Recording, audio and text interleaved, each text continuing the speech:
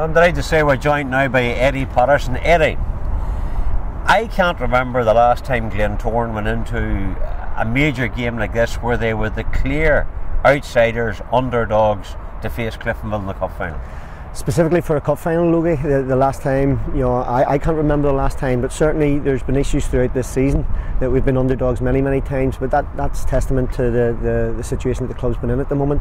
But from a cup point of view, I think Glentoran have maybe been favourites right throughout their history when it's come to knockout competitions. Are you pleased the way the team and the squad has progressed with you this season?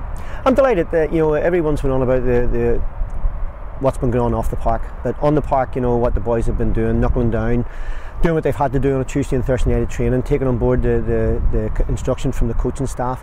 I've nothing but the utmost praise for them in the way they've performed throughout the course of the season, and they get the Irish Cup final, finish fourth in the league, and to top that with a European qualification is absolutely fantastic.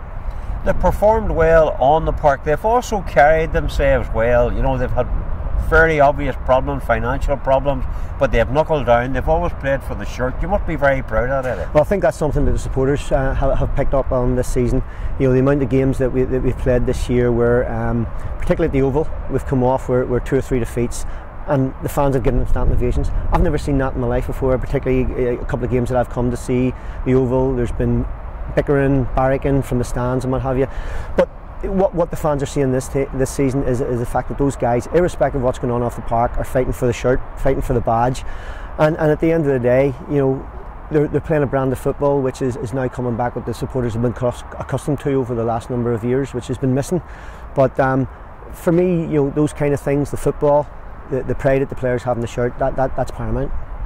You've always been a football man, and we know that you were at Cliftonville for a long time. You got them to two League Cup successes, you got them to cup final, and then like a lot of good partnerships and what all broke up. Is there a hint of revenge for Eddie Patterson whenever you face into the Reds, or is there a sense of that Cliftonville were always a special club to you?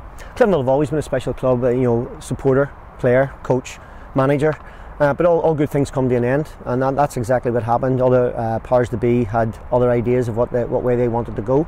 Eddie Patterson wasn't part of that, so Eddie Patterson moves on. At a club now, one of the biggest clubs in Ireland.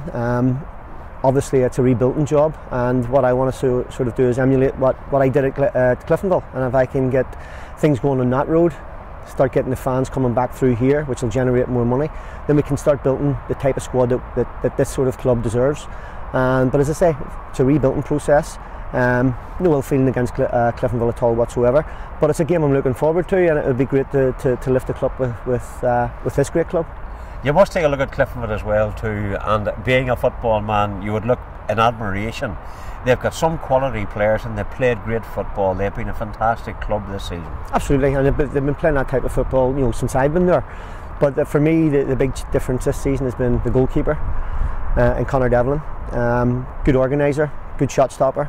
Mark Smith, centre back, another great organiser.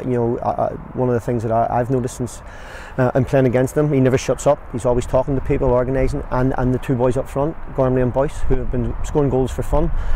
That's a big contest for us come Saturday, but it's something, as I say, we're looking forward to.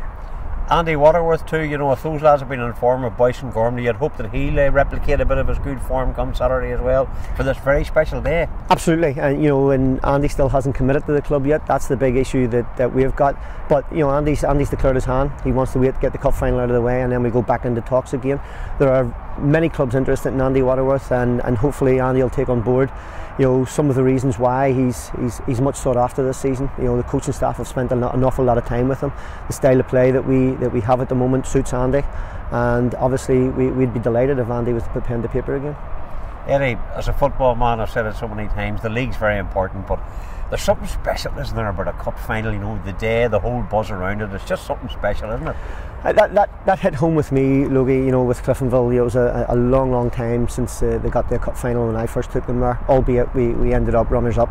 But qualifying with this club, they haven't qualified for a cup final since 2006, I think it is.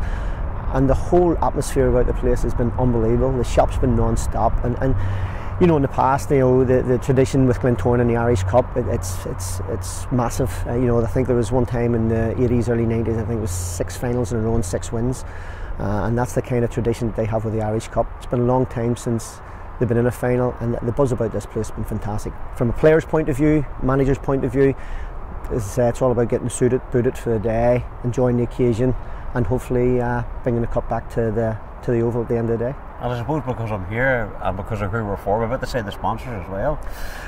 Unbelievable. Paul McLean, the McLean Group, they've been absolutely fantastic for this football club throughout the course of this season since they came on board. And as I say, there was a bit of this before Christmas. Paul came in again, the company came in again and bailed them out and put us on a sort of a sound financial footing. But I've met with Paul earlier on when the sponsorship was announced. He's an absolute gentleman, and what he and his company has done for the club has been nothing but very, very much appreciated. Not only by the players, but I know very, very much appreciated by the board and the fans alike. Eddie, a cup final, so one-off. Favouritism and odds. McLean's have Glentoran as the outsiders. Clearly Cliftonville are the favourites, from a bookmaker's point of view. Graham's would be exactly the same, the sponsors of Cliftonville. But it's a one-off, anything can happen. That's the beauty of cup football. It doesn't matter what way you've been playing through the course of the season. It's a one-off game. As I say, for once it's the first time that we've been getting into the competition as underdogs. And it's something that we look forward to. It's pressure off, but then again, there's no pressure on Cliftonville either.